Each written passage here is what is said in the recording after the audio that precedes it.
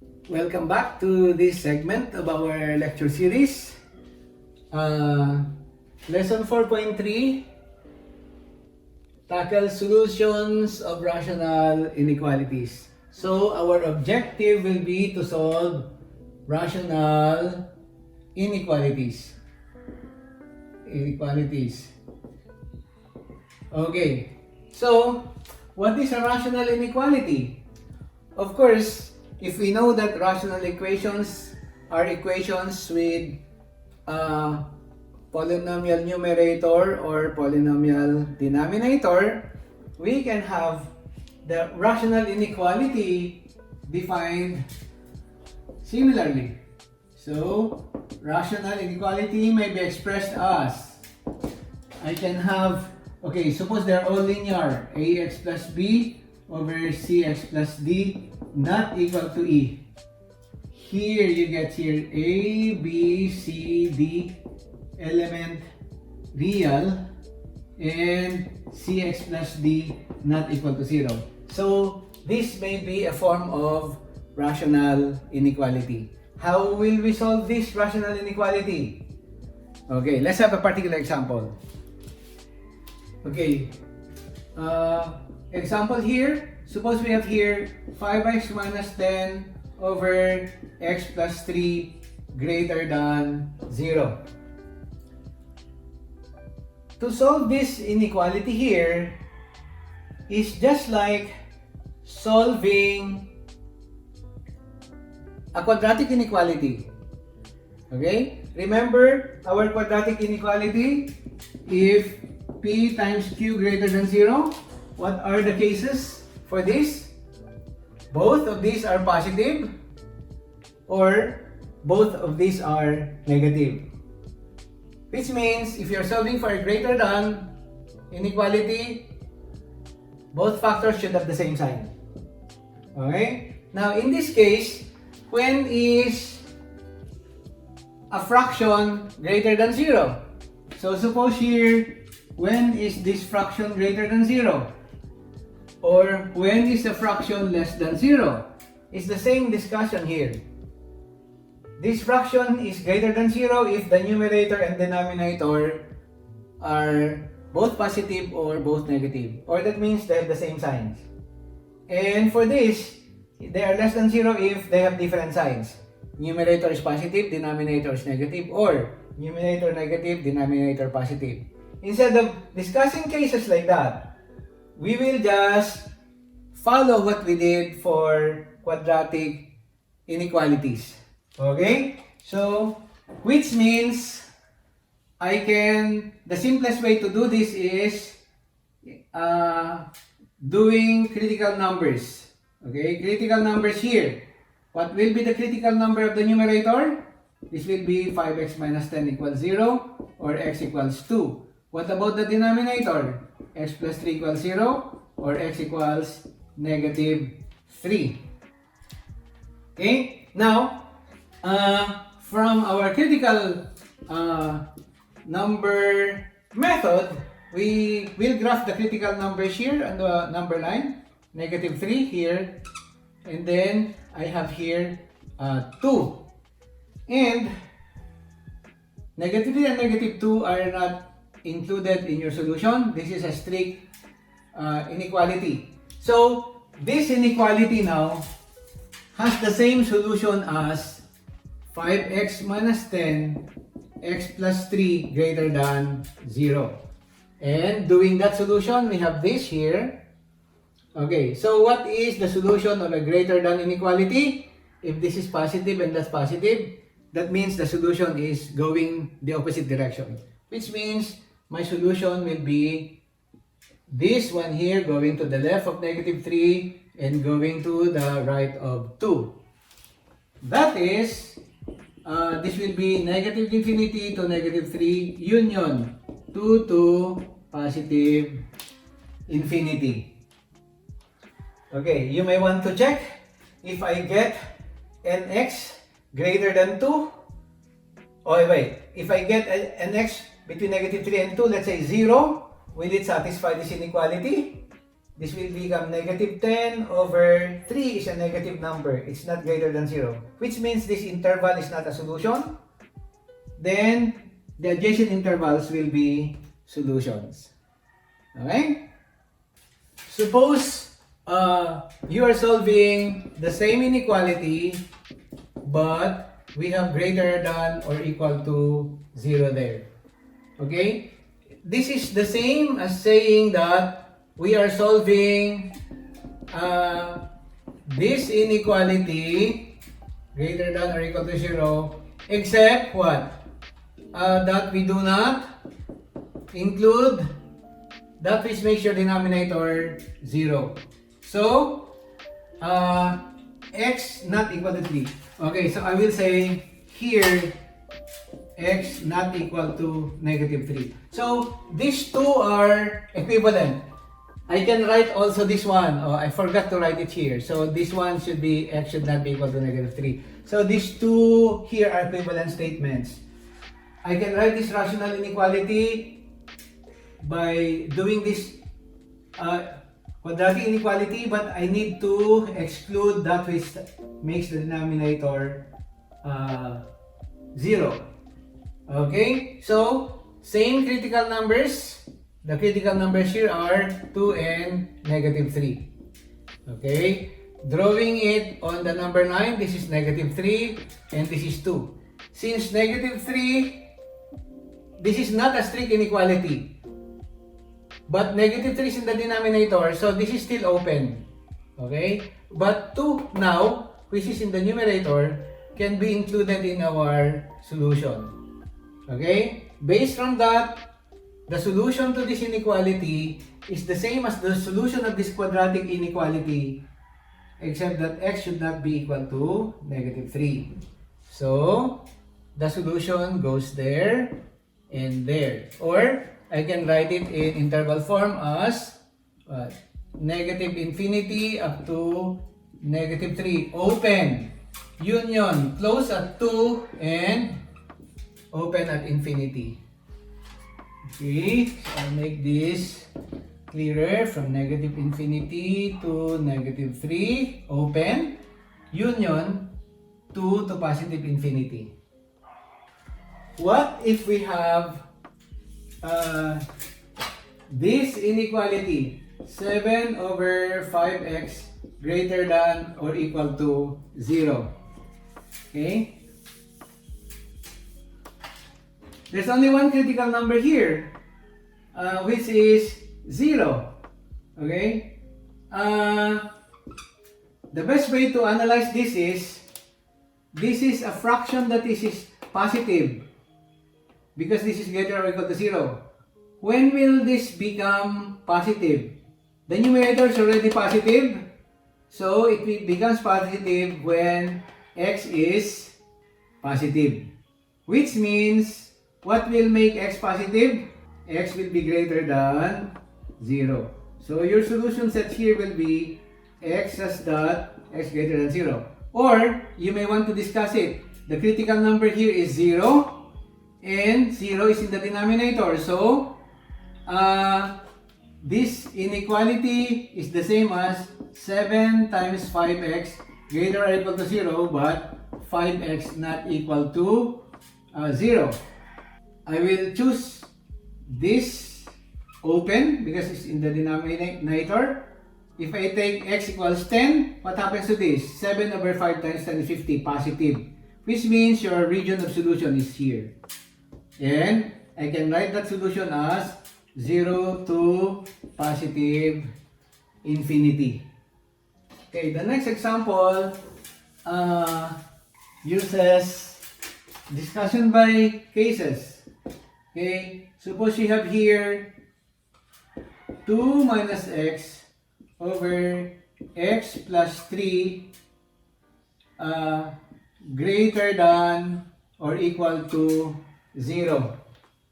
Okay, if you want to discuss cases here, I can have 2 minus x written as x minus 2 to appear better, which means I can factor out the negative and I can rewrite this as x minus 2. if I have here now negative of x minus 2 over x plus 3 greater than or equal to 0, I'll make this one positive. So it will be easier for me to deal with a positive. This times this will give me now positive. But then this one here and this changes. This one and this will change. This negative here changes the direction of inequality. So we have this one. Okay, suppose we will deal with this as a rational inequality, which means we are solving a less than inequality. So if the numerator over denominator is less than 0, then what is my case 1? They have to have different signs. The numerator is less than 0 and the denominator greater than 0. Or what is my case 2? Numerator is positive and denominator negative. Okay, following this theorem here, we get here case 1. The numerator is x minus 2. Suppose it's less than 0. And the denominator is greater than, less than or equal to 0. The denominator is greater than or equal to 0. Or case 2, the numerator is greater than or equal to 0. Intersection, denominator less than or equal to 0. So, negative times positive is negative. Positive times negative is positive. So, we have the correct inequality. So, we get here x less than or equal to 2. Intersection, x greater than or equal to negative 3. So, what will be the intersection of these two graphs? Okay, I will have here 2 on the right hand side, negative 3 on the left hand side. 2 is a critical number in the numerator, so I can include it in the answer, but negative 3 is not included, so this one is open. Okay, so my solution is there. From open at negative 3 and closed at 2. Okay, what about case 2? This will give me x greater or equal to 2, intersection x less than or equal to negative 3. If we look at the graphs, okay, this is negative 3, that's going to the right, and this is 2, negative 3 going to the left, and negative 3 going to the left, and 2 going to the right. And we want to get the intersection of these two graphs. Obviously, they don't intersect, so the solution is a null set there. Hence, your solution for the inequality is case 1 union case 2. Or this gives me negative 3, 2 union null set will give me this solution. Negative 3 and 2. Okay, so this solution can easily be obtained by just obtaining the critical numbers. Okay? So what are the critical numbers? If we will show it here, this is x minus 2. What's the critical number of the numerator? It's a 2. This is less than or equal to, so this one includes the solution. What's the critical number of the denominator? It's a negative 3. Since it's in the denominator, we don't include negative 3 in the solution. And then from the interval method, you can just name a value. Let's say x equals 10. If x equals 10 here, this is 10 minus 2 is positive. 10 plus 3 is positive. Positive over positive is not negative. So, the region where 10 belongs is not a solution region. So, this is not a solution region. Now, you may want to check whether this is a solution region. You can have x equals 0. If x equals 0, this one becomes negative, this one is positive. So, negative over positive is negative. So, this is a solution region. And what about here? I'm sure this is not a solution region. And the same thing, the solution will be negative 3 open up to 2 close. Okay? Let's have rational inequality that involves nonlinear polynomials on the denominator. For example here, a rational inequality that involves more than 2 linear factors in the numerator.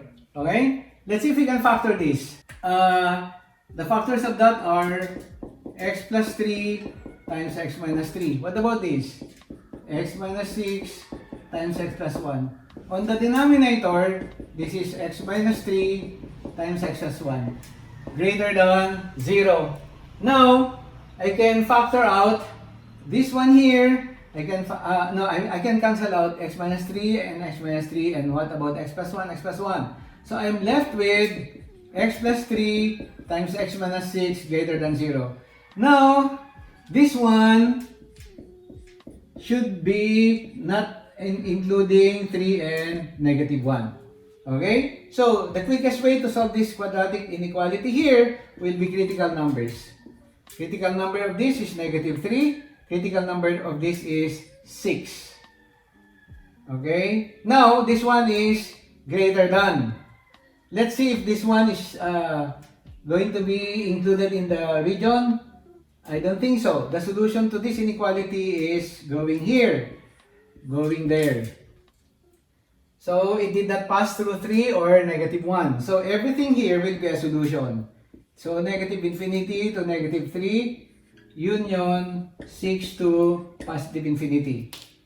Had you been solving a less than inequality, then your solution would be this, negative 3 and 6. But, 3 and negative 1 are not in your solution.